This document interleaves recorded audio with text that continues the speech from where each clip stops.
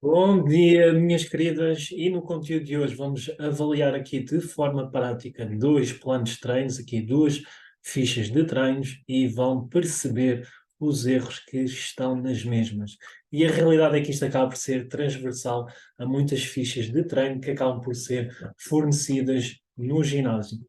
Vou mostrar primeiro aqui os planos de treinos. Temos aqui o primeiro plano de treino, temos o treino dividido em dois treinos, um de inferiores e um de superiores, que era realizado cada um duas vezes por semana. Em relação aos treinos, tem sempre início na bicicleta ou num ergómetro. Aqui em relação ao treino 1, temos o agachamento livre, os walking lunges, agachamento livre 3 séries de 15, walking lunges 4 séries de 20. Depois temos leg press 3 séries de 15, leg extension 3 séries de 15, leg curl 3 séries de 15, abdutor e adutora 3 séries de 15 e a máquina de glúteos 3 séries de 15. Isto é um treino de inferiores. A aluna, neste caso, estava a fazer dois treinos, ou estava a repetir este treino duas vezes por semana e já vão perceber porque é que isso também acaba por ser um erro, além aqui do excesso de exercícios para uma sessão de treino. Depois o treino de superiores, temos aqui o press, o chest press, temos o pec deck, remada baixa, fly rear deltoids, a pull down, o lado pull down, e também iniciavam com cardio e depois tinha uns exercícios para abdominal que não vamos estar aqui a contabilizar. Mesma coisa, três séries de 15, 60 segundos de pausas entre séries. E aqui em relação ao, aqui lá está, os exercícios de abdominal, em relação ao segundo de treino, era apenas um treino que era realizado duas a três vezes por semana, de acordo com a disponibilidade desta aluna. E o treino era agachamento frontal com sandbag, converging chest press, ou seja, chest press, depois era uma remada, depois era o lunge alternado à frente com o peso corporal, depois a lado pull down, depois flexão na caixa, elevação da anca, e ainda tínhamos aqui uns exercícios para o bíceps e para o tríceps. E vamos lá avaliar aqui os dois treinos, perceber. Primeiro, em relação à escolha e seleção dos exercícios, vamos entrar aqui na distribuição do volume para perceberem porque é que isto acaba por ser um erro. No primeiro treino, a nível dos membros inferiores, temos 6 séries para glúteo, isto semanalmente, 13 séries para quadríceps, 3 séries para posteriores, um volume total de 22 séries. Este treino era realizado duas vezes por semana, o que aumentava a discrepância do volume, ou seja, iríamos ter 26 séries para quadríceps, o que acabava por ser excessivo para esta aluna. Tinha apenas 6 séries para posteriores, resultando aqui num cenário de maior desenvolvimento para o quadríceps e menor para o posterior, fazendo assim ou acentuando determinados desequilíbrios musculares que, tanto a nível funcional como a nível estético, não são benéficos. E a glúteo ficaria ali pelas 12 séries. Qual ou um dos grandes problemas? Aqui, as 15 repetições, sempre 3 séries de 15 repetições, com pausas curtas, pausas de 60 segundos. E isto vai fazer o quê? Com que haja uma menor progressão a nível das cargas, com que não se consiga progredir a nível das cargas, e estas 6 séries para glúteos acabam por não ser efetivas para maximizarmos o recrutamento do mesmo.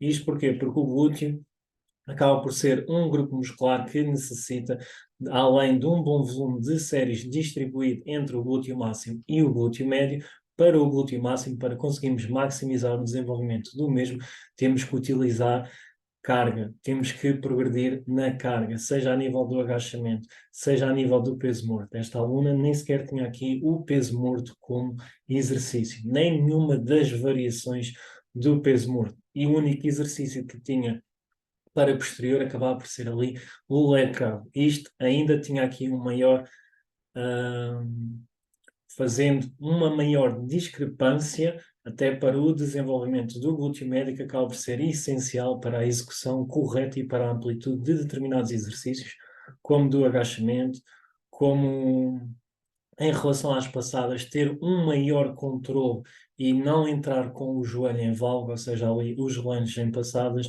e isto tudo acaba por não ter sido levado em consideração do plano, e como ela estava a fazer 2 vezes treinos de inferiores, estava a aumentar aqui a discrepância daquilo que já estava mal estruturado, e treinando 2 vezes inferiores por semana, poderiam ter estruturado o treino de outra forma. Um dia mais para quadríceps e glúteo, por exemplo, e outro dia mais para posterior e glúteo, sendo que um dos dias poderíamos dar mais ênfase ao glúteo máximo e o outro mais ênfase ao glúteo médio. O que é que aconteceu? Nada disto foi levado em consideração. Um treino de inferiores com 10 exercícios, que acaba por ser muitos exercícios para uma sessão de treino, com pausas curtas, que vai fazer com que não consiga recuperar entre as séries para conseguir progredir a nível das cargas.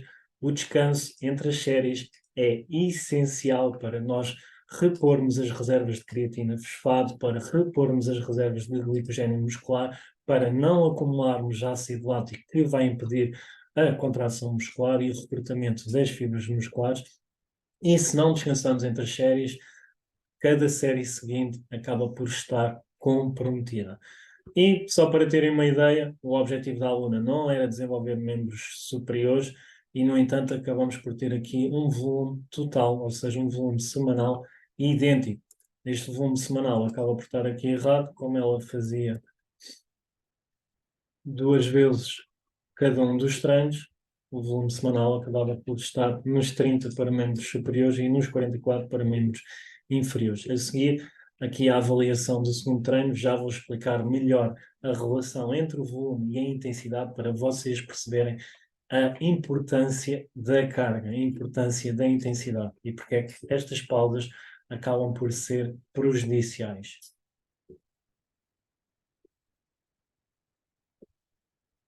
Em relação ao treino 2, que acaba por ser ainda pior do que o treino 1, e isto porque, como vocês podem ver, acabamos por ter um maior volume para os membros superiores do que para os membros inferiores, e, no entanto, esta mulher, esta aluna, queria desenvolver os membros inferiores, além de querer perder gordura, queria ganhar massa muscular nos membros inferiores. E, mais uma vez, e aqui nem sequer tínhamos exercícios para posteriores, tínhamos 2 exercícios para glúteo com pouca sobrecarga, ou seja, o lunge sem carga, o agachamento apenas com a sandbag, e depois tínhamos a elevação pélvica. Neste caso não era a elevação pélvica, era a ponta de glúteos sem carga, fazendo com que não haja aqui um estímulo necessário para maximizarmos o recrutamento a nível do glúteo. Por isso, apesar de termos ali 3 exercícios, acabavam por ser, ou a forma como estavam a ser realizados, não estavam a maximizar o recrutamento deste grupo muscular. Para posterior, não tínhamos sequer qualquer exercício. Para quadríceps, tínhamos ali um total de 6 séries. Olhando aqui para o volume total, a mesma coisa, o treino era feito 2 vezes por semana, depois a aluna intercalava com outras aulas, e isto aumentava aqui a discrepância. Ou seja, temos o dobro do volume para membros superiores do que para membros inferiores. E a mesma situação, pausa dos 60 segundos, sempre 15 repetições, e o treino mal estruturado acaba por aumentar aqui a discrepância da má distribuição a nível do volume de treino.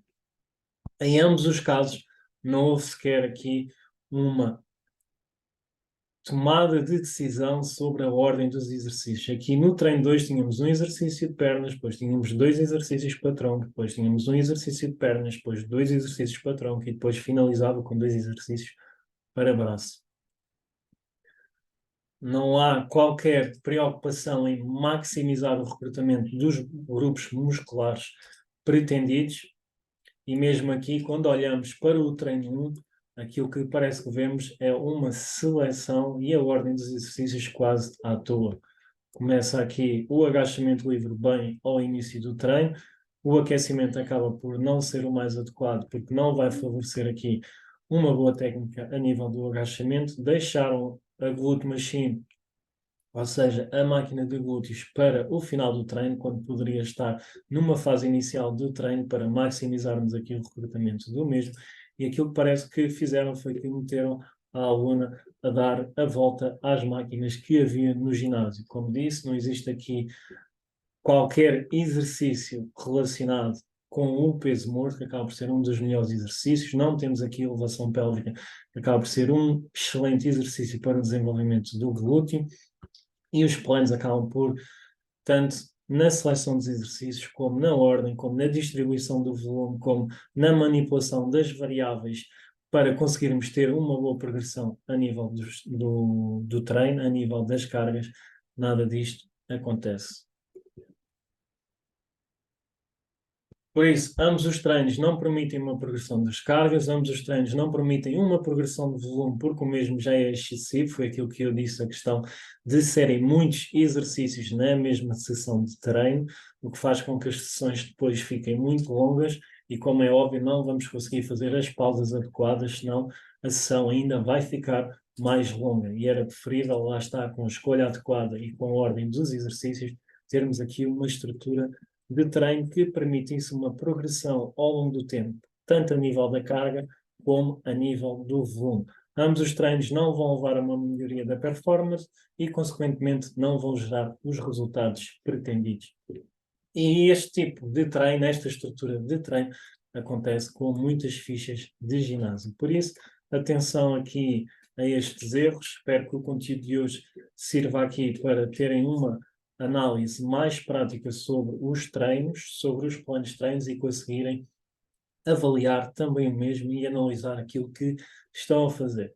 Eu ontem falei aqui um bocadinho da intensidade e do volume, explicar aqui melhor a relação entre o volume e a intensidade, a magnitude do volume, para vocês perceberem melhor. Então trouxe aqui um exemplo prático.